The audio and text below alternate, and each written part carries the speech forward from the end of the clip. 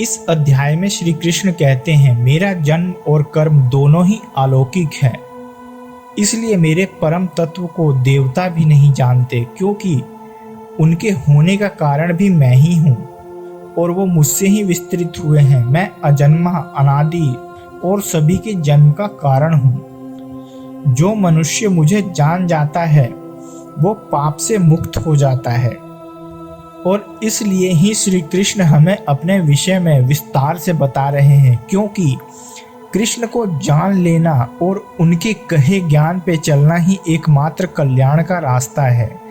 इस अध्याय में श्री कृष्ण अपने विस्तार को समझाते हैं। वैसे तो श्री कृष्ण अनंत हैं, उनकी व्याख्या करना संभव ही नहीं है, लेकिन फिर भी श्री कृष्ण अर्जुन को समझाते हैं कि श्री कृष्ण ही हमारे हर भाव के कारण हैं, हमारे यश अपयश कीर्ति के कारण भी वही हैं। ये दुनिया भी श्री कृष्ण के संकल्प से बनी है।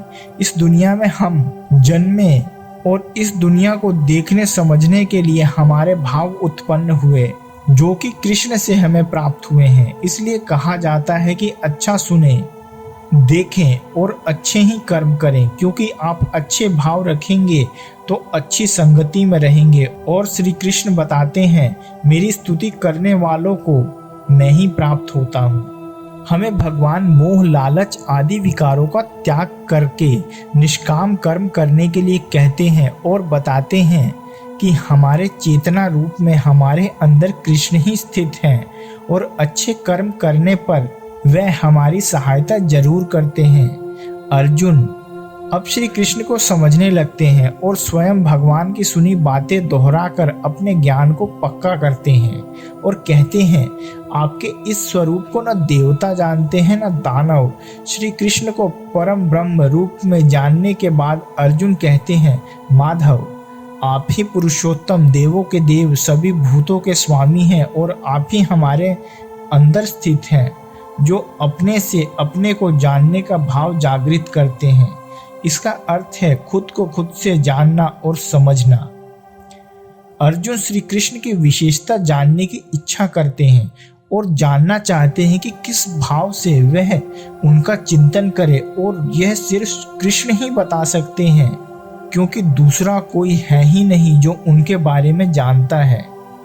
अर्जुन भगवान श्री कृष्ण की सीमा और विस्तार के बारे में पूछते हैं। भगवान अर्जुन की जिज्ञासा को देखकर कहते हैं, यह मैं तुझे जरूर समझाऊंगा पार्थ, लेकिन इसको समझना बहुत ही कठिन है, क्योंकि मेरी सीमा जो तू देख रहा है कण मात्र भी नहीं है। इसका अर्थात यह है कि जो दुनिया हम देख रहे हैं वह सिर्फ कृष्ण की माया योग शक्ति का एक तिनके के बराबर भी नहीं है। आगे श्री कृष्ण बताना शुरू करते हैं, मैं ही सबका जन्मदाता हूँ और सबके भीतर चेतना के रूप में स्थिर हूँ। आगे वह अपने विराट रूप को समझाते हैं। वह कहते हैं, सभी ज्योतियों में श्रेष्ठ ज्योति सूर्य की है और वो मैं हूँ। वेदों में श्रेष्ठ सामवेद मैं हूँ। देवों में श्रेष्ठ इंद्र मैं ही हूँ। हमारी इंद्रियों में श्रेष्ठ मन श्री कृष्ण ही है। प्राणियों में श्रेष्ठ उनकी चेतना, यह भी श्री कृष्ण ही है, और इसी चेतना के शरीर से निकलने पर मृत्यु हो जाती है। आगे भगवान बताते हैं, ऋग्वेद में बताए रुद्रों में श्रेष्ठ रुद्र शंकर मैं ही हूँ। पुरोहितों में मुख्य पुरोहित बृहस्पति मैं ही हूँ। जलाशयों में सबसे बड़ा जलाशय अर्थात समुद्र मैं ही हूँ। सर्पों में श्रेष्ठ सर्प वासुकी मैं ही हूँ, और नागों में श्रेष्ठ नाग शेषनाग भी मैं ही हूँ। दानवों में श्रेष्ठ प्रहलाद भी मैं हूँ। पशुओं में श्रेष्ठ पशु सिंह मैं ही हूँ, और पक्षियों में श्रेष्ठ पक्षी गरुड़ मैं हूँ। यज्ञ से हुई शुद्ध वायु जो वातावरण को शुद्ध करती है वह वायु मैं ही हूँ। असुरों का नाश करने वाला मर्यादा पुरुषोत्तम राम मैं ही हूँ। भगीरथी गंगा भी मैं ही हूँ। कालों में महाकाल, जन्म और अंत की वजह मैं हूँ। छंदों में सबसे बड़ा मंत्र गायत्री, यह भी स्वयं हूँ। छलों में सबसे बड़ा दुष्कर छल जुआ, यह भी श्री कृष्ण कहते हैं मैं ही हूँ। आगे भगवान कहते हैं, सात्विक पुरुषों का भाव और उनकी निश्चयता मैं ही हूँ। मैं ही वासुदेव और पांडवों में श्रेष्ठ अर्जुन हूँ। मुनियों में श्रेष्ठ वेद व्यास मैं ही हूँ। वृक्षों में श्रेष्ठ वृक्ष पीपल मैं ही हूँ। दोस्तों, अगर आप में कुछ श्रेष्ठ विशेषता है तो वो कृष्ण ही है। जीतने के लिए चाहिए होती है नीति और गुप्त रखने के लिए चाहिए होता है मौन। यह भी श्री कृष्ण कहते हैं मैं ही हूँ। वह हर वस्तु जिसमें प्राण हो या ना हो वह श्री कृष्ण ही है, जो कि अंत समय सब कृष्ण में ही विलय हो जाएगा। श्री कृष्ण अपनी महिमा बताते हुए अर्जुन से कहते हैं, मेरी किसी भी शक्ति का अंत और शुरुआत नहीं है। ये जितना तूने जाना यह बस तेरे समझने मात्र के लिए है। तो इस अध्याय में भगवान श्री कृष्ण अपनी विभूतियों का वर्णन करते हुए इतना ही बताते हैं। आप भी अपने आसपास श्री कृष्ण को हर कण में ढूंढिए, शायद वो आपके भीतर ही प्राप्त हो जाए। तो दोस्तों, अब हम चलते हैं कुरुक्षेत्र की रणभूमि में और सुनते हैं अध्याय 10 विभूति योग। श्री कृष्ण ने कहा, हे महाबाहु अर्जुन, और आगे सुनो। चूंकि तुम मेरे प्रिय सखा हो, अतः मैं तुम्हारे लाभ के लिए ऐसा ज्ञान प्रदान करूंगा जो अभी तक मेरे द्वारा बताए गए ज्ञान से श्रेष्ठ होगा। न तो देवतागण मेरी उत्पत्ति या ऐश्वर्य को जानते हैं और न महर्षि गण जानते हैं, क्योंकि मैं सभी प्रकार से देवताओं और महर्षियों का भी कारण स्वरूप हूँ। जो मुझे अजन्मा अनादि समस्त लोकों के स्वामी के रूप में जानता है, मनुष्यों में केवल वही मोह रहित और समस्त पापों से मुक्त होता है।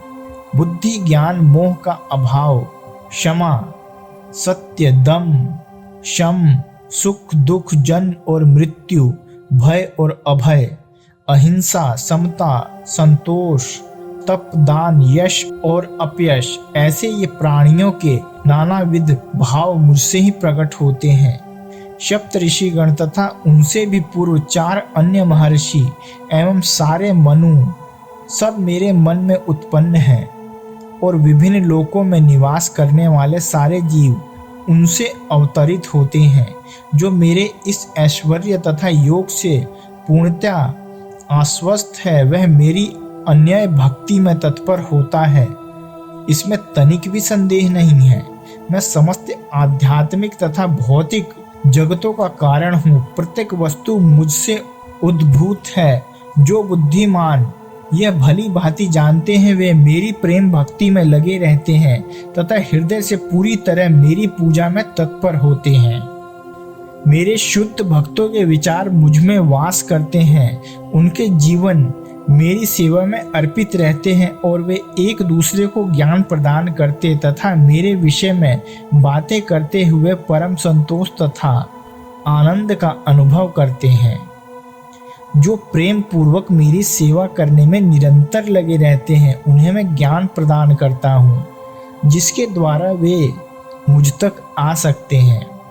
मैं उन पर विशेष कृपा करने के हेतु उनके हृदयों में वास करते हुए ज्ञान के प्रकाशमान दीपक के द्वारा अज्ञान जन्य अंधकार को दूर करता हूँ। अर्जुन ने कहा, आप परम ब्रह्म, परम धाम और परम पवित्र हैं। सनातन दिव्य पुरुष, देवों के भी आदि देव, जन्म रहित और सर्वव्यापी हैं। ऐसा आपको समस्त ऋषि जन कहते हैं। वैसे ही देव ऋषि नारद, असीत, देवल ऋषि तथा व्यास और स्वयं आप भी मेरे प्रति कहते हैं। हे कृष्ण, आपने मुझसे जो कुछ कहा उसे मैं पूर्णतः सत्य मानता हूँ। हे प्रभु, न तो देवतागण न असुरगण ही आपके स्वरूप को समझ सकते हैं। हे परम पुरुष, हे सबके उद्गम, हे समस्त प्राणियों के स्वामी, हे देवों के देव, हे ब्रह्मांड के प्रभु, निसंदेह एकमात्र आप ही अपने को अपनी अंतरंगा शक्ति से जानने वाले हैं। आप ही उन अपनी दिव्य विभूतियों को अशेषतः कहने के लिए योग्य हैं, जिन विभूतियों के द्वारा इन समस्त लोकों को आप व्याप्त करके स्थिर हैं।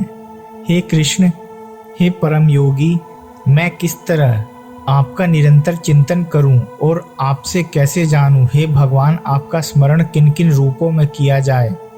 हे जनार्दन, आप पुनः विस्तार से अपने ऐश्वर्य एवं योग शक्ति का वर्णन करें। मैं आपके विषय में सुनकर कभी तृप्त नहीं होता हूँ, क्योंकि जितना ही आपके विषय में सुनता हूँ उतना ही आपके शब्द अमृत को चखना चाहता हूँ। भगवान ने कहा, हाँ, अब मैं तुमसे अपने मुख्य वैभव युक्त रूपों का वर्णन करूँगा, क्योंकि हे अर्जुन, मेरा ऐश्वर्य असीम है। हे अर्जुन, मैं समस्त जीवों के हृदयों में स्थित परमात्मा हूँ। मैं ही समस्त जीवों का आदि, मध्य तथा अंत हूँ। मैं आदित्यों में विष्णु, प्रकाशों में तेजस्वी सूर्य, मरुतों में मारीच तथा नक्षत्रों में चंद्रमा हूँ। मैं वेदों में सामवेद हूँ, देवों में स्वर्ग का राजा इंद्र हूँ, इंद्रियों में मन हूँ तथा समस्त जीवों में जीवन शक्ति हूँ। मैं समस्त रुद्रों में शिव हूँ, यक्षों तथा राक्षसों में संपत्ति का देवता कुबेर हूँ, वसुओं में अग्नि हूँ और समस्त पर्वतों में मेरु हूँ। हे अर्जुन, मुझे समस्त पुरोहितों में मुख्य पुरोहित बृहस्पति मानो। मैं ही समस्त सेना नायकों में कार्तिकेय हूँ और समस्त जलाशयों में समुद्र हूँ। मैं महर्षियों में भृगु हूँ, वाणी में दिव्य ओंकार हूँ, समस्त यज्ञों में पवित्र नाम का कीर्तन तथा समस्त अचलों में हिमालय हूँ। मैं समस्त वृक्षों में अश्वत्थ हूँ और देव ऋषियों में नारद हूँ। मैं गंधर्वों में चित्ररथ हूँ और सिद्ध पुरुषों में कपिल मुनि हूँ। घोड़ों में मुझे उच्चैश्रवा जानो, जो अमृत के लिए समुद्र मंथन के समय उत्पन्न हुआ था। गजराजों में मैं ऐरावत हूँ तथा मनुष्यों में राजा हूँ। मैं हथियारों में वज्र हूँ, गायों में सुरभि, संतति उत्पत्ति के कारणों में प्रेम के देवता कामदेव तथा सर्पों में वासुकी हूँ। अनेक फणों वाले नागों में अनंत हूँ और जलचरों में वरुण देव हूँ। मैं पितरों में अर्यमा हूँ तथा निर्वाहकों में मृत्युराज यम हूँ। दैत्यों में भक्त राज प्रहलाद हूँ, दमन करने वालों में काल हूँ, पशुओं में सिंह हूँ तथा पक्षियों में गरुड़ हूँ। समस्त पवित्र करने वालों में वायु हूँ, शस्त्रधारियों में राम, मछलियों में मगर तथा नदियों में गंगा हूँ। हे अर्जुन, मैं समस्त सृष्टियों का आदि, मध्य और अंत हूँ। मैं समस्त विद्याओं में आध्यात्म विद्या हूँ और तर्क शास्त्रियों में निर्णायक सत्य हूँ। अक्षरों में मैं अकार हूँ और समासों में द्वंद्व समास हूँ।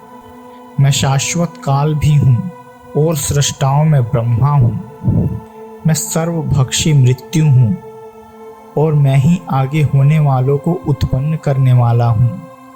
स्त्रियों में कीर्ति, श्रीवाक, स्मृति, मेघा, धृति तथा क्षमा हूँ।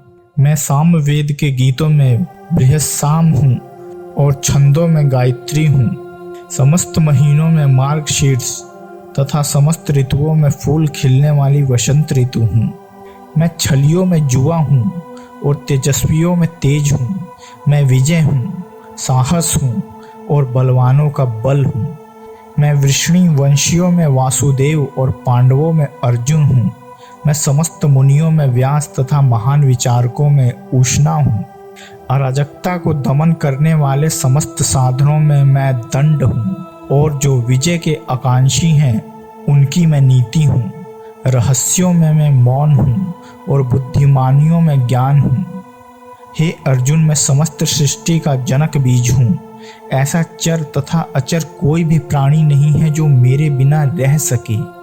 मैं परम तप, मेरी दैवी भूतियों का अंत नहीं। मैंने तुझसे जो कुछ कहा वह मेरी अनंत विभूतियों का संकेत मात्र है। तुम जान लो कि सारा ऐश्वर्य, सौंदर्य तथा तेजस्वी सृष्टियां मेरे तेज के एक स्फुलिंग मात्र से उद्बुद्ध हैं। किंतु हे अर्जुन, इस सारे विशद ज्ञान की आवश्यकता क्या है? मैं तो अपने एक अंश मात्र से संपूर्ण ब्रह्मांड में व्याप्त होकर इसको धारण करता हूँ।